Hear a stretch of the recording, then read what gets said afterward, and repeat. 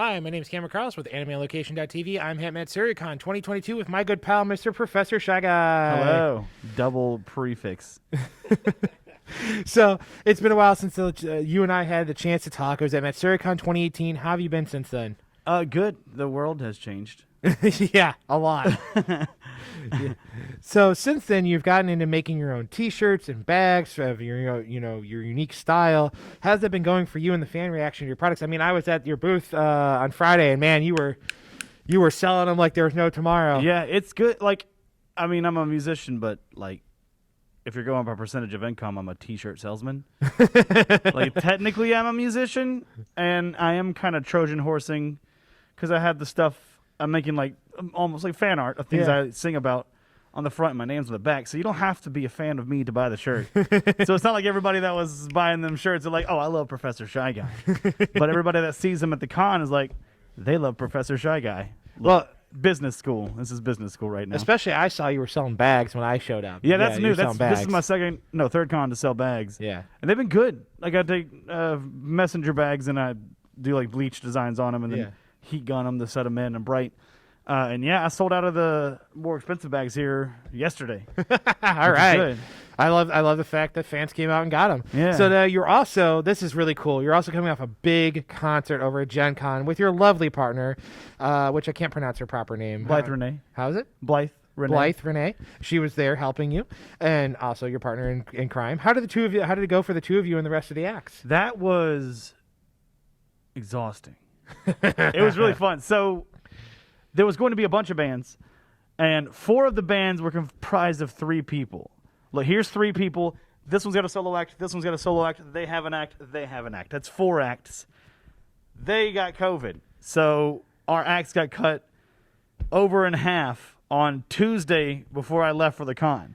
I was about to get in my car, and then Blythe called me and was like, they got COVID. So I had to like fit a PA system into my car on top of all my shirts and everything. Wow. And then we had to replan all the events, and it was very fun, though. We did like variety shows and like music. We found other acts to slot into their spots for some of the days.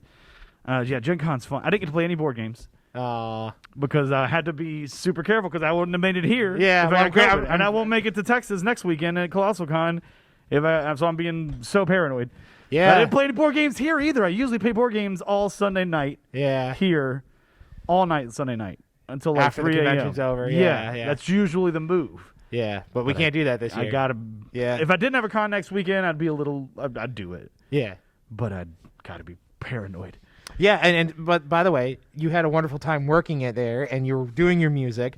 You have a great partnership with Jonah Butts, doing all your visuals for your Jonah, for doing all your wonderful visuals and everything. How has that been going? I mean, I've seen her for years with you, your partnership. How is it like having that great partnership? Oh, it's great. Having a best friend that still like comes like her.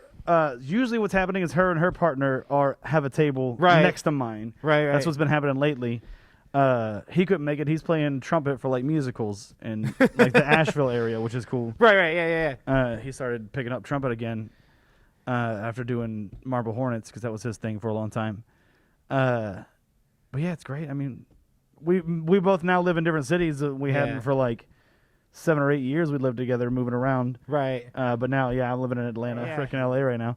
So then that actually brings me to that point is that you have this great partnership with those two, and then now you have your own significant other that's part of your act. Yeah. How is it like having a supportive group of a relationship that's also very supportive of music and art and culture that you guys work off one another when you perform? Yeah, it's like being on stage by myself it can be tricky. You really need the audience, to get. Yeah, you need the audience to start reacting quick. Otherwise, you start to feel like lonely, like real isolated. Sort of. Because it's like the bubble gets smaller. Yeah. Even though you're on this huge, massive stage, then the bubble of I'm the only one in the bubble, not everyone in the crowd. Right? Yeah. So like when that bubble gets to become 2 bubbles in one, how does that feel? It's really easy because if we can play off each other, so. If the audience isn't getting to it right away, then we at least can have fun with each other, and then the audience can get into it a little slower. If they are, sometimes they're not into it right away. Yeah. We can usually win them over. But it's real fun. And then, she's in a similar sort of business. She's done like playing music at cons with the Damsels of Dorkington, her old like comedy music act. But she's also like working for a video game company and like done voice acting and stuff. So like having a partner that's in a similar industry is great because we have similar lives already. So it's not like, what is your life where you travel around and you do all these things? But she was at Gen Con. She'll be at Colossal Con. Yeah, so she travels as well. So again, speaking of that, you have a great partnership with Colossal Con. You're going to be doing you did the normal Colossal Con earlier in June. Then you're doing the one next week down in Texas. Yeah. How's it like having that great partnership with the two of them? And top of that, Prime Colossal Con is just insane. Was it just as insane this year as it was? It was previous insane years? this year. Yeah. It was I sold real good like at the first one and had fun, and I just never raised my prices. I'm always like, just have me back. Just copy and paste. Just copy and paste. Yeah. But I mean, I get along with them as well, and it's just like it's a fun con. Yeah. It's gonna be weird not going to the water park.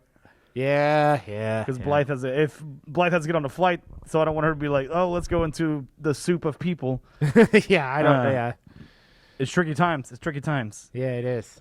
It is. So music has had a big role in the last 2 years of the pandemic, getting people through it, and also now concerts are making a comeback, as well as you now performing, like you said, at Gen Con and at Colossal Con and here at Matsuri.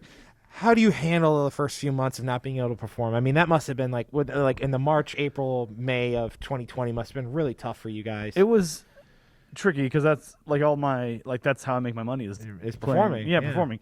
My friend had hit me up not long before that. I was like, you should do Twitch like more, because I would do it like 3 or 4 times a year just when I felt like it, and that's what I'm doing now again. But right before the pandemic, I was like, I'm gonna start trying to do Twitch kind of regularly. So I kind of got set up, and then the world died, and I was like, well, now I'm we're already set up. Yeah. So I was like streaming like 3 times a week at least, just taking covers, like taking like I would just me and my guitar. And I have a list of like 700 songs. It'd be like just random, people requesting covers all day long. And it was really fun because when I play music for fun, I mean, like it's fun to play on stage. But when I'm playing, like just play, I'll just look up songs, try and play them. Like that's my fun for me. Just like I like the song, I've heard it, almost like doing karaoke by yourself in a way. Right. So I turned that into my Twitch thing, and it was very fun. And now I'm doing that. I did it here. Yeah. I've done it at too many games. Like I'll do a regular set, and then I'll do a set where I just have me and my guitar and just goofing around, very interactive with the audience. Throw out a song. Let me see if I can cover it. Yeah. That's cool.